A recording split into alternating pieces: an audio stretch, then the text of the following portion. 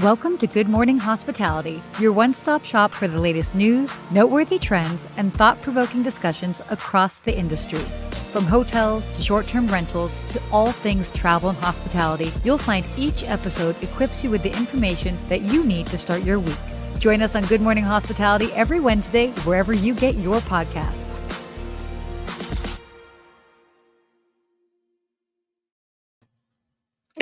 I just sneezed. Good morning. Oh my God. Good And morning. a last minute sneeze. Bless you there. Oof. Bless Wow. you. I Hopefully don't we know if got those anybody- out. I know, right? We got to shake it up. Wake up. All that I like that. jazz. We definitely did not coordinate today, but we're matching color. Amazing. It's fun. It's funny because I was going to put this top on and I'm like, I don't know if I'm in the mood for this color. And I was like, Yeah, summertime. It I'm in is. the pole. It's hot everywhere. It's toasty. I got Christopher saying bless you off your sneeze. Ready to go. Thank you. I know, right? Wow, nothing like starting off with a bang.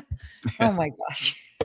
Well, we're here. We're back a week already. I can't believe it flew by so fast. I know, right? What's been going on with you? We got a lot going on. I got to go to some fun restaurants, which I'm going to save for the end of the show. Okay. Tomorrow, if you're all are watching and you're going to be at the Florida Restaurant and Lodging Association Summit here in Hollywood at the Hard Rock, I'll be speaking there. So I hope to see you all there. Ooh, speaking there. Yeah, that'll be fun. That'll be a lot. And, a lot of work going on. We have a lot of projects going on at all the companies I work with and work on. So been very, very busy. Keep it going. That's good. That's ultimate. Hey, it's good stuff, I mean, can't complain. I'm about not to traveling this week. No, but I'm about to be on the road for almost 6 weeks straight. So how many weeks? Get it while you can, guys. I'm kidding. It's ridiculous. Yeah, I've got a lot of travel coming up, but it'll be good. So we'll figure out how we end up doing some of it because right now it looks like I'm going to be in Southeast Asia for 2 whole weeks of September. So yeah, I don't know how we're going to do that. Yeah. I don't know about that early morning energy. Figure out. We have to do some pre-recordings, guys. Sorry. Won't be live. We'll figure it out. Yeah, I know exactly.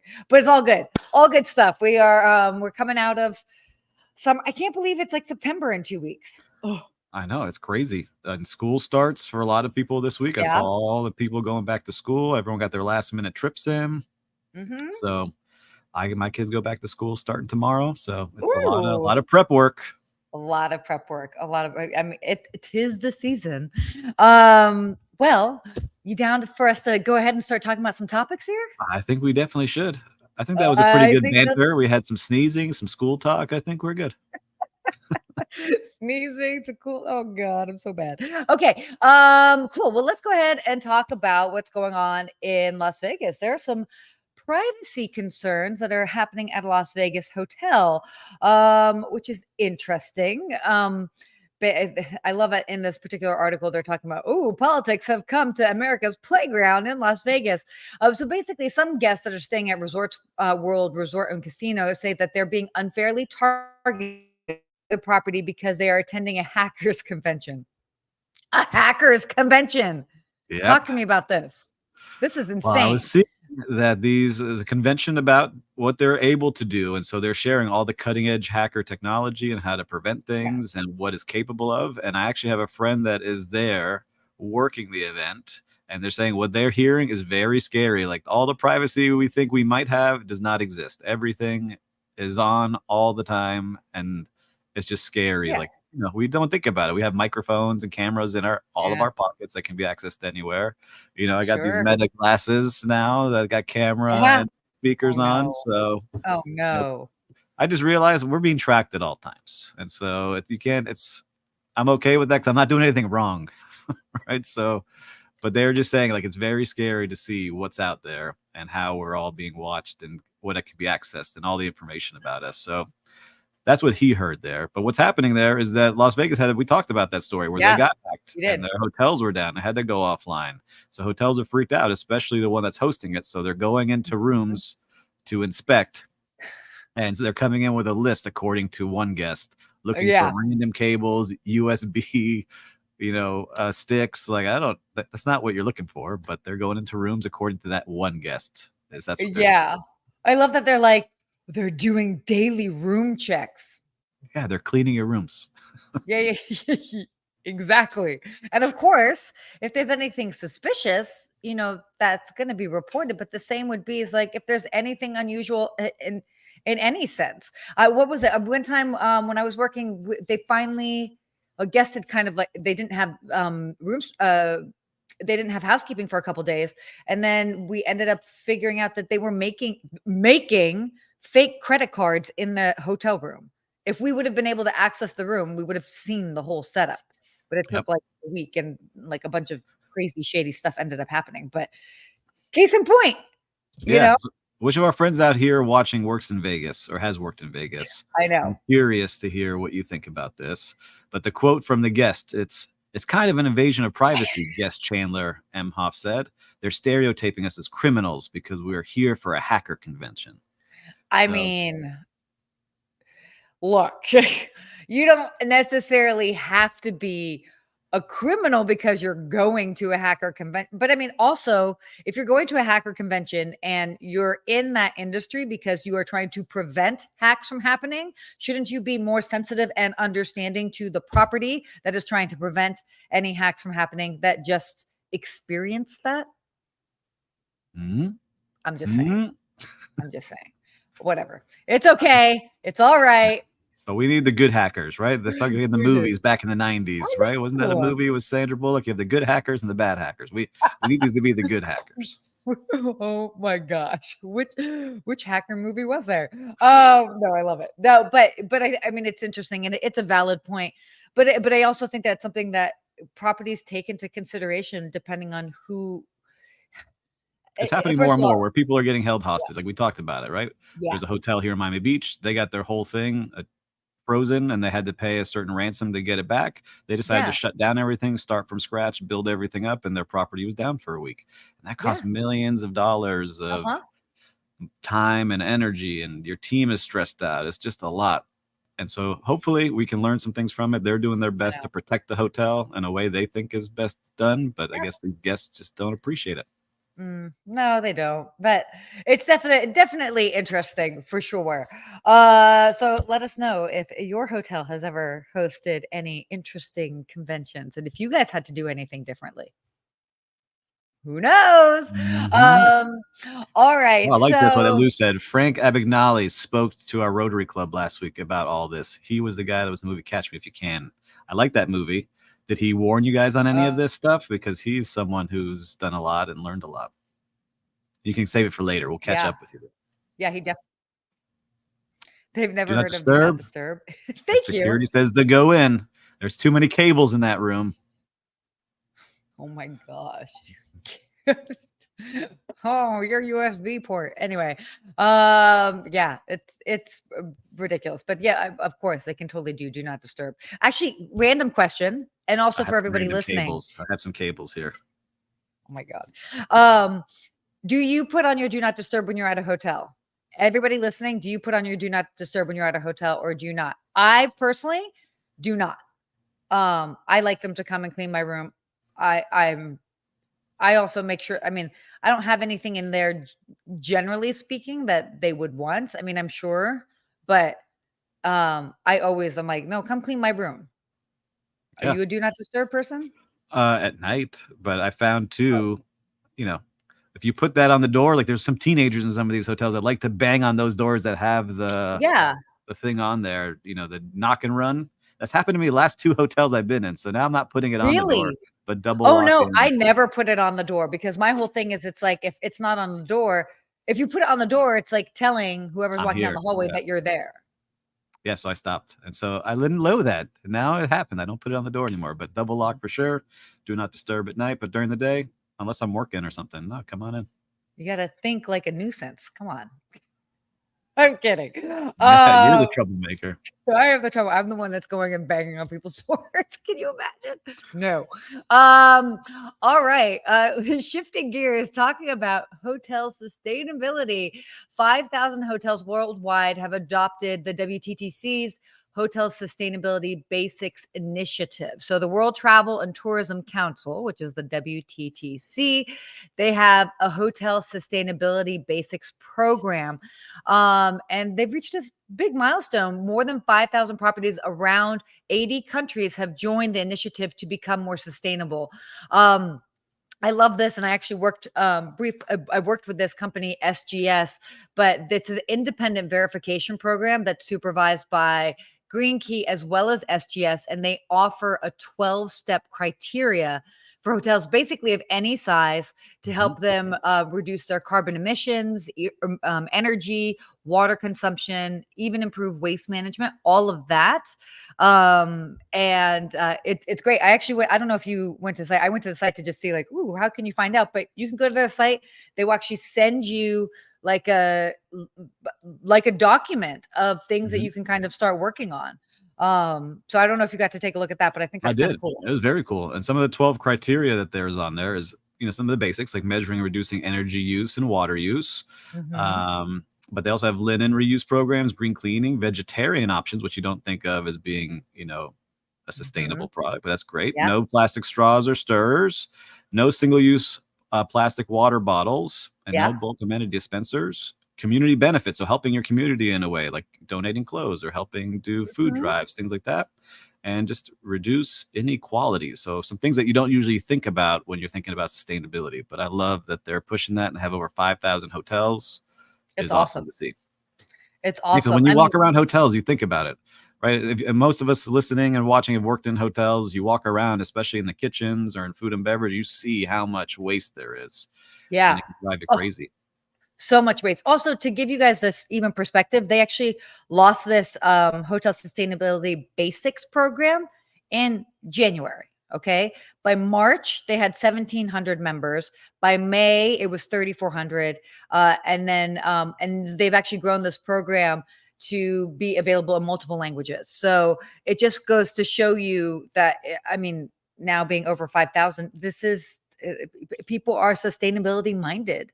And I love that they're getting so many of these big brands like Choice, Radisson, Accor. I mean, you've got companies that are in Japan, India, all over the place are joining this. And I think what I love too is that there's big companies that are hosting their events at places, and on their RFP, they're saying, are you sustainable? How are you sustainable? Your product, your property. We can only go to properties that have a sustainability program in place. Yeah. So I love seeing companies force that as well, because if you have your guests asking for it, the companies holding their events are there, you start to get on board very quickly, so you can compete with the people who are doing the right thing. Oh yeah, definitely. So good stuff. This is great to see. I love it. Keep it going. Look, we see hotels doing that, right? The one hotel comes to mind right away. Obviously, one of the places that are leading the charge on this. Their whole brand is based around that. So yeah, definitely. Keep it up, everybody. Yeah. Okay. This is a really awesome article. I know that we talked about this briefly beforehand. But Hilton has come out. They said that U.S. leisure travel is definitely softening. High-end still has high-end travelers basically still have fat bank accounts. So they're talking about how the post-pandemic travel surge is sort of leveling off, particularly with American tourism. And so, whether it's basically the Hilton executives are saying there's sort of a softening or normalization. I know that word people have been careful in using that word in recent years, but basically normalization in domestic U.S. travel more recently. So, but it's also not going away entirely. It's just softening, which I think was interesting. But they covered a lot in this recently. Yeah, a lot. This was a big article from their earnings, which was huge. And I like this.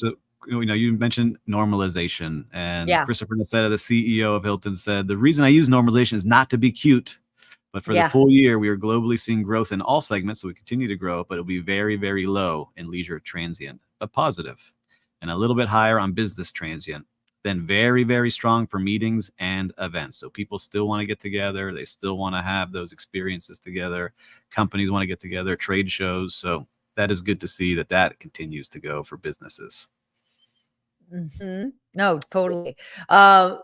This, I don't know. This was interesting, and I like that they also kind of talked about the different factors that are coming into play with this. So obviously, being increasing wealth gap, so to speak. Also by geography, different regions are a little bit different as far as like some areas might have stronger group and business travel. Yeah. So do you see which regions were doing best? Yeah. Well, I was looking at this. What did you see? Oh, yeah. Oh, yeah. There's a whole lot here. Yeah, they said U.S. kind of breaking into segments, like their business is still good. Middle East, booming across the board. So people are traveling to the Middle East and across the Middle East. They said Europe, still very strong, but less than last year, where I thought everyone was in Italy, it seemed like. Less than last year, for sure. Less than last year. And then China is where they're seeing the biggest drop. So over 5% drop in China. So that's the weakest because people are not traveling into China. Everyone's traveling out. So the Chinese like to travel, but they're going around Asia Pacific, which is doing well. But I haven't seen too many people or my friends traveling into China. I don't know if you're seeing people or booking people that way, but I might be there. Oh, wait, are you going to China or are you going around the other countries? Other countries, but I'm basically going to the Mekong River region. And apologies if I'm mispronouncing that. I will get better at the pronunciation. But yeah, so we're supposed to be doing 6 countries, and one of them would be part of China that is along the river. So we'll see. Yeah. Talk about. So if people are watching, you don't have to tell us exact stats. I know it's budget season right now and coming up for a lot of us. How about if you got a thumbs up if you're projecting higher or a thumbs down if you're projecting lower? Like the thumb up thumbs up, thumbs up. Come on, guys. I mean, I know it's really hard to budget a decrease. Owners don't usually accept that, but I'm curious to see what people are budgeting for this coming year. No, yeah, it's definitely interesting. And by the way, other factors that went into this was like they talked about the lifestyle hotel growth. We've talked about a lot with what Hilton is doing as far as their partnership with small luxury hotels of the world, as well as acquiring, different like graduate hotels, other sort of smaller brands, and then also the no junk fee. Yeah, your favorite term. Yeah, I know. It's such a weird thing. It's not impacting them at all. Yeah. So thumbs up for cruising. Always an increase. Ooh wee. Always got to push. Yeah, right. Always got to push. All right. Well, that was pretty cool. I feel like we should almost even share that article because that was super interesting for everybody across the board. I know it's backed by obviously Hilton, but a lot of fantastic data there. Afterwards, we'll put the link in there. Data. Love that. Both. Whatever. All right. Delta Airlines, my friends. I feel like at this point, like I should be BFFs with everybody at Delta Airlines, but kind of cool. They are going to be rolling out free Wi-Fi on international flights. Finally, by the way, some good news for Delta. They've definitely been it's been a little challenging for them over the past couple weeks. But this is kind of unprecedented as far as from U.S. airlines. And so on select long-haul international routes, most of them being the transatlantic flights, they're going to be offering free Wi-Fi pretty much by the end of the summer. So if you guys are going to be traveling to Europe from the U.S., you can expect to see this option available, which I think is huge because that's, by the way, something that I always think about when I'm traveling because I do like to get work done. And if I'm like, man, I'm going to be out of commission for 8 hours, 10 hours, knowing that there's Wi-Fi is a game changer. That is. And I wonder if they're going to put that into the price somehow, right? Because that is a moneymaker for the airlines. Will the price go up $14, $20 a ticket? But I do love that they're doing it. It just feels good. Like I'd rather pay for it up front than have to sit there and log in and put my credit card in and pay the $20 to get the Wi-Fi that I need at the right speed. So I feel like that would be very helpful. Either way, I'm very happy that they're doing that. Actually, I'd be curious if they're going to make it so that it's free if you're a SkyMile member or if it's free for all. All right, I need you to call the CEO for us. Okay, perfect. I'll get right on it. I'm flying to Atlanta tomorrow. I'll just make a pit stop and just go by headquarters and be like, let's talk about your free Wi-Fi on international flights. Do tell. And Jim loves Delta. Yeah, it's funny. I always I didn't know much about Delta till I met Sarah, and Sarah has made me a big fan. I knew they were out there, but I didn't realize how good they were and all the awards they're winning and all the benefits. That's who I travel with all the time now.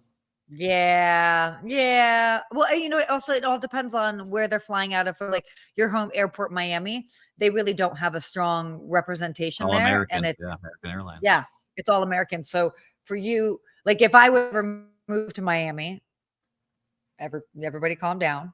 That would be challenging because I would basically be flying from Miami to Atlanta to then continue on to wherever else for like all of my flights. So it would definitely be challenging for sure.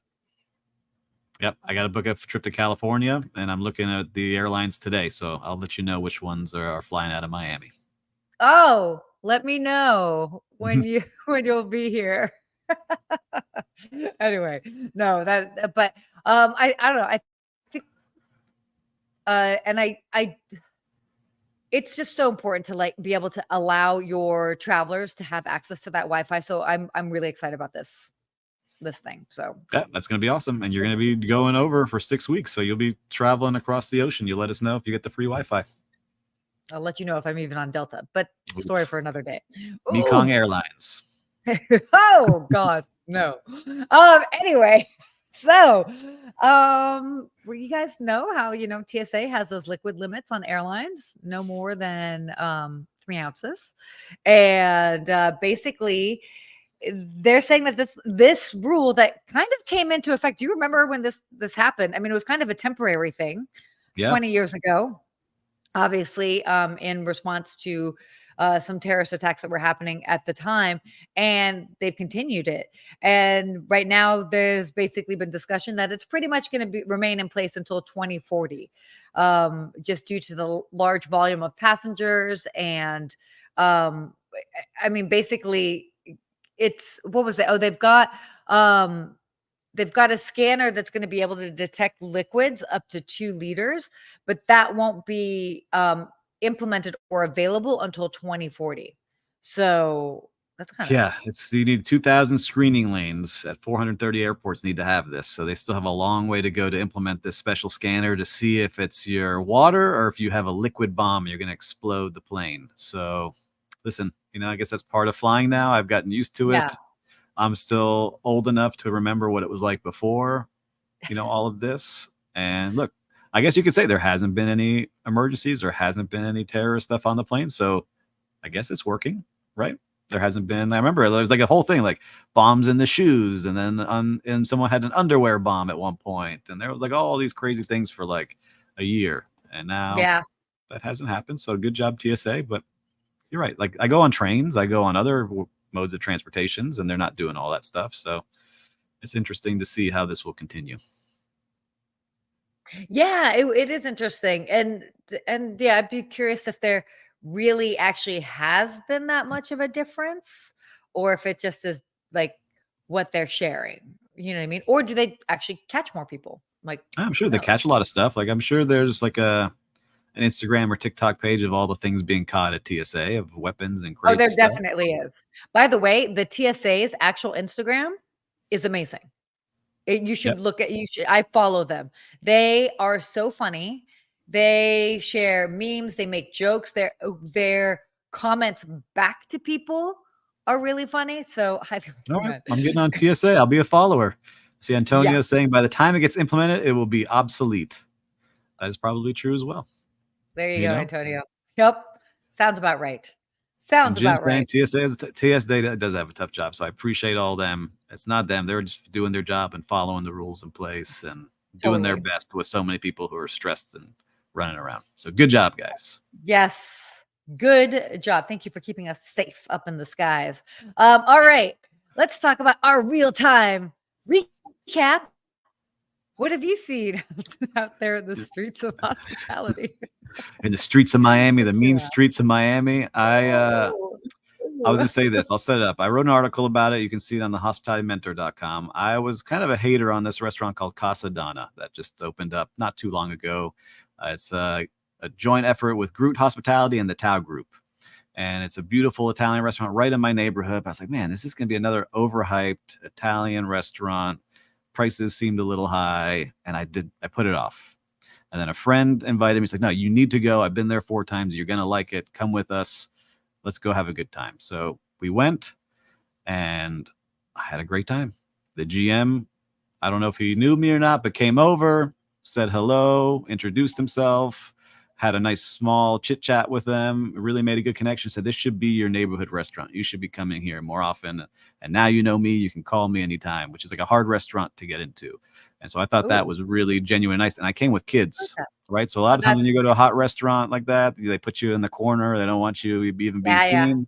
But I didn't feel that way. So it was very nice. So shout out to the Casa Donna restaurant in Edgewater area of Miami. Good job. I love that. That's great. I'm trying to actually think about my real-time recap. Like what's been going on? I played low this past week. You've been chill. I haven't seen you go on many places. You've been on a lot of hikes. Anyone on the hiking trails? You say hello. I've been on a lot of hikes. Exactly. I've been on a lot of hikes. Yeah, I don't know. I want to save that for maybe next week when I have a little bit more to dive into. Why don't we get to our hospitality quote? Because I think that's more interesting. The mark of a true professional is consistently delivering great service, regardless of guest circumstance or even personal distractions. That was from this book called Hospitality from Within. Who wrote that book? Somebody wrote that book. But I think this was like a great reminder is that it's all about consistency, which is challenging when we are a human, we're humans. We can't be, we are by nature not consistent. So, but yeah, that to me is really like the mark of a true professional. I think it's keeping your cool too, because there's so many times when you're going to get someone who's not happy or angry or annoying and different things. How do you keep your cool and keep your smile? I think I used to annoy some people because I would keep my cool and keep my smile, and they thought I was smiling at them for yelling at me. So maybe that made it worse. Oh, no. I agree with you. It's hard to do and to be consistent every day, especially the days that you don't want to be. That's totally. 2 days that you're cranky or you're tired or there's, gotta go do this today. I think just change that mindset to I get to go do this today and do your best. And that's the true professional, that you can do it every single day, no matter what's going on. Oh, totally. Oh, Lou asked a great question. Why is there such a difference in hospitality between 4 and 5-star hotels? Lou, we can talk about that for days. I actually have a whole chapter in my book. I'm not plugging my book for any reason, but talking about the difference between 4 and 5-star service. But a lot of it really is also it's the tools that they're given. That that the property have the appropriate support, guidance. Yeah. And some training, because a lot of times their training is everyday thing in the 5-star hotels. Every day we're pushing to keep our 5-star, 5 diamond, right? 4 stars more like, hey, just give great service every day. But 5-star, 5 diamond, you're pushing every single day. It's part of that culture you live. Yeah. Oh, Sarah Danda, she wrote that book? That's why I say, whoa. But also that's why I was even saying guidance, because that is, it totally ties into the training. Is that like, show them the way to be 5 stars. Good to see Saul here. Saul, good morning. Glad you're here watching and joining us. A lot of great people watching today. A lot of great people here live with us. We love seeing you all here. It makes it that much more fun.